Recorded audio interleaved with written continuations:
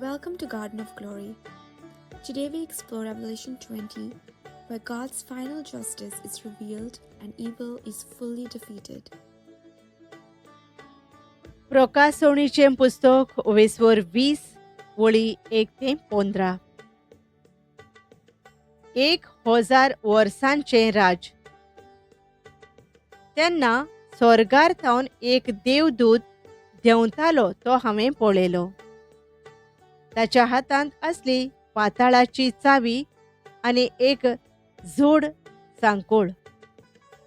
तेन्ना आराक आदल्या सोरपाक म्हणजे देंवचाराक वो सैतानाक धरलो आनी ताका 1000 वर्सांक सांकळींनी बांदून दवरलो. आनी ती 1000 वर्सां सोरोपर्यंत ताणें आनीक राष्ट्रांक फसयना जावंक ताका पाताळांत शेवटिलो. तें पाताळ धांपलें आनी ताच्या दाराचेर शिक्को मारलो. त्या उपरांत थोडोसो वेळ ताका सोडूंक देवाची येवजण आसा.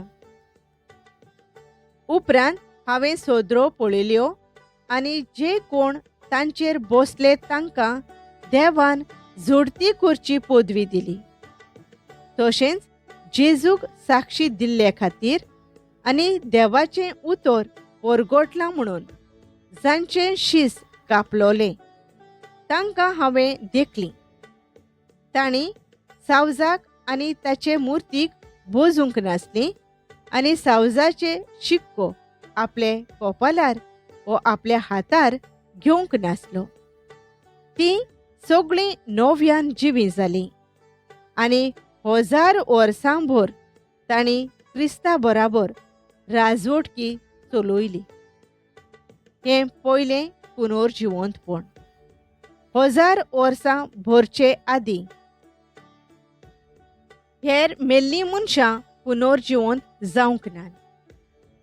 पयल्या पुनर्जिवंतपणांत जांकां वांटो मेळ्ळो तीं सुभागी आनी पवित्र. उज्याच्या कोंडांत दुसऱ्या मरणाचे पदवे खाल तीं आसची नात, पूण देवाची आनी क्रिस्ताची सेवा करूंक तीं यादनीक जातलीं आनी ताच्या सांगाता 1000 वर्सां राज चलयतलीं. सैतान हारोवता. 1000 वर्सां भरल्या उपरांत देव सैतानाक बंदखणींतलो सोडयतलो आनी तो आख्या संवसाराच्या राष्ट्रांक फसोवंक भायर सरतलो. त्या राष्ट्रांचीं नांवां गोग आनी मागोग. सैतान तांकां झुजाक एकठांय करतलो. दर्याचे देगेर रेंवेच्यो कोणयो आसात तितली व्हड त्या फौजाची संख्या. ह्यो फौजो आख्या देशाचेर चडून गेल्यो आनी भक्तांच्या पेण्याक म्हणजे देवाचे अपुरबायेच्या शाराक तांणी वेडो घालो. पूण स्वर्गार थावन उजो देंवलो आनी उज्यान तांचो भस्म केलो. तेन्ना तांकां फसयतालो त्या देंवचाराक देवान जळत्या गंधकाच्या खोंडांत शेवटिलो. तांतून तो सावजाच्या आनी खोट्या प्रवाद्याच्या वांगडा दीस रात तळमळतलो सासणाच्या सासणांक. निमाणी जोडती. उपरांत हांवें देखलें एक व्हडलें धवें शिंवासन आनी ताचेर बसून आसलो ताका हांवें पळयलो. ताचे मुखावेलीं प्रिथूम आनी मळब पळून गेलीं आनी तांची सावळी पर्यंत उरूंक ना. आनी मेल्ल्या मनशांक हांवें पळयलीं, व्हडांक तशें ल्हानांक. तीं शिंवासना मुखार उबीं आसलोलीं. पुस्तकां उगडलीं आनी उपरांत आनीक एक पुस्तक उगडलें. हें म्हळ्यार जिविताचें पुस्तक. पुस्तकाचेर तांच्यो कोरण्यो बरयल्ल्यो आसल्यो. त्या प्रमाणे मेल्ल्यांची मुनसुबी जाली.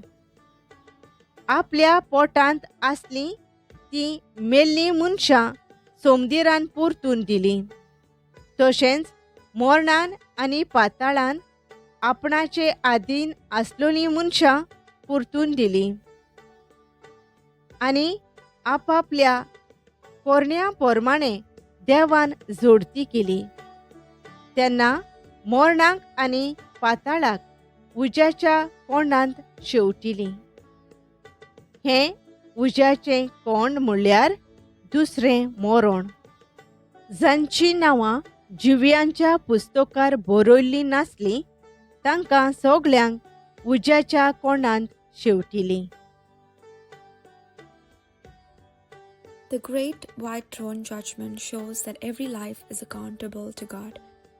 Those whose names are written in the book of life enter eternal life. Those who rejected God face separation. This chapter reminds us that history has a conclusion. God's justice is not delayed forever, and His promises will be fulfilled completely. Let us pray. Just and holy God, thank you that evil will not endure forever. Help us live faithfully, trusting in your righteous judgment and eternal promises. Amen. Thank you for joining us on the Garden of Glory. If this message blessed you, please like, share, and subscribe. Dear Baren Koro.